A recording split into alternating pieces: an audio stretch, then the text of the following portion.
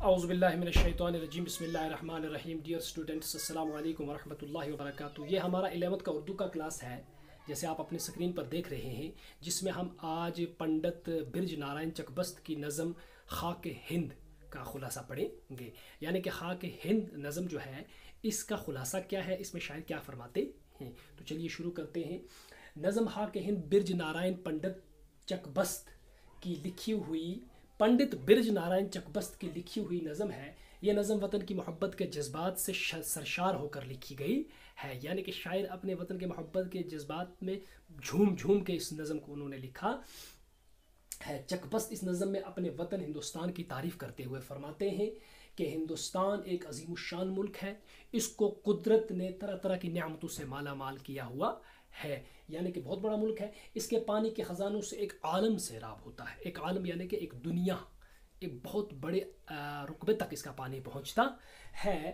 یہاں علم و روشنی، علم کی وہ روشنی ہے جس نے دنیا جہاں کے اندھیروں کو ختم کیا. یعنی کہ یہاں پہ علم کے چشمے پھوٹ پڑے. اور شاعر کے خیال میں کے مطابق اس ملک کی مٹی سے ایسے دریا نکلے جنہوں نے چین و عرب کو سیراب کیا. یعنی کہ عرب تک، چین تک اس کا پانی پہنچا، یعنی کہ اس کا فائدہ پہنچا. اور عرب کو سیراب کیا. جب ساری دنیا پر جہالت کے بادل چھائے ہوئے تھے، یہ ملک اس وقت ہی سے دنیا کو اجالا اور روشنی دیتا تھا جب یونان کی محفلوں میں علم و ادب کی شمع روشن نہیں ہوئی تھی. اس وقت سے یہ ملک عقل و حکمت کی سورج سے چمک رہا تھا. شاعر فرماتے ہیں کہ ہندوستان ایک قدیم عبادت گاہ ہے جہاں پرانے مذاہب ظہور میں آئے.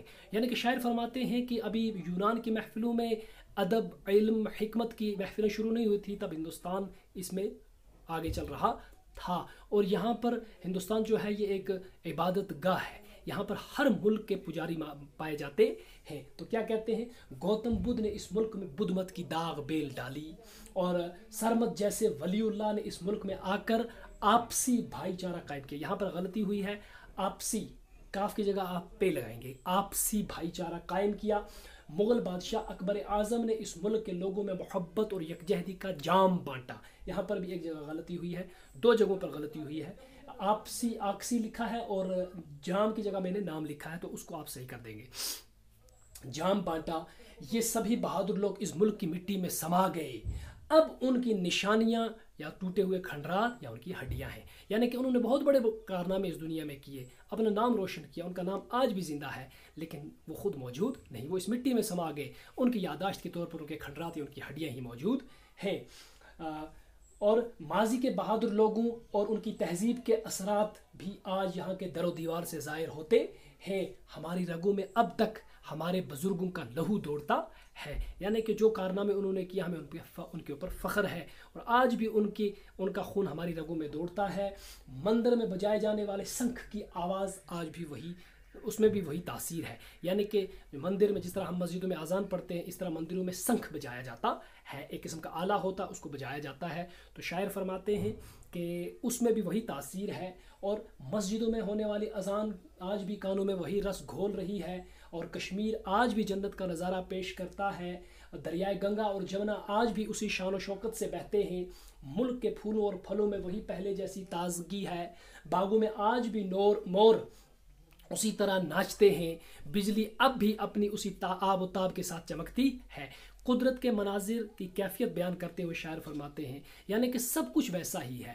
قدرت نے جس چیز کو بنایا وہ سب ویسی ہے. موسم ویسا ہے، بہاریں ویسی ہیں، پھول ویسے ہیں، اور ہر چیز ایسی ہے. مگر یہ سب کچھ تو اب بھی اپنی جگہ قائم ہے، لیکن لوگوں کے دلوں کے حوصلوں میں کمی آ چکی ہے. لوگوں میں یعنی کہ تبدیلی آ گئی ہے. محفل تو وہی ہے، لیکن محفل میں اندھیرا سا چھا گیا ہے.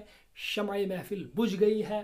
اور وطن کی مٹی تو وہی ہے، لیکن اہل وطن کے دلوں میں وطن کی محبت ختم ہو گئی ہے. لیکن یعنی کہ لوگوں کے اندر ایثار، ہمدردی، قربانی اور ایک دوسرے کے تئیں محبت ختم ہو چکی ہے. تو شاعر کیا فرماتے ہیں، شاعر وطن کی محبت کے بغل سے مخاطب ہو کر فرماتے ہیں کہ تو ایک بار پھر بجنا شروع کر اور لوگوں کے اس خواب غفلت سے جگا دے. لوگ وطن کی محبت کا فسانہ بھول چکے ہیں. یعنی کہ لوگ بھول چکے ہیں کہ وطن کے تئیں ہماری کیا محبت ہونی چاہیے. لوگوں پر جو مایوسی اور غفلت چھائی ہوئی ہے تو اسے ختم کر دے، تاکہ مردہ دلوں کی خاک سے وہ چنگاریاں انہیں اٹھیں جو لوگوں کی آنکھوں میں وطن کی محبت کی روشنی بھر دیں اور ان کے دل و دماغ اور وطن کی محبت سے منور ہو جائیں۔ یعنی کہ ایسا بگل بجا وطن کی محبت سے شاعر مخاطب ہو کے فرماتے ہیں کہ تو لوگوں کے دلوں کو جھنجھوڑ اور ان کو ایک بار پھر وطن کی محبت یاد دلا کہ وطن کی محبت کیا ہوتی ہے، ہمیں اپنے وطن سے کتنی محبت ہونی چاہیے، اور سبھی لوگ وطن اور قوم کی بہتری اور بہبودی کے جذبے کے ساتھ تن من دھن سے جٹ جائیں۔ یعنی کہ لوگ اس کے لیے کام کریں، اپنے تن من دھن کے لیے اور اپنے وطن کی محبت کے لیے۔ یہ تھا ہمارا آج کا لیسن، انشاءاللہ اگلا لیسن کل۔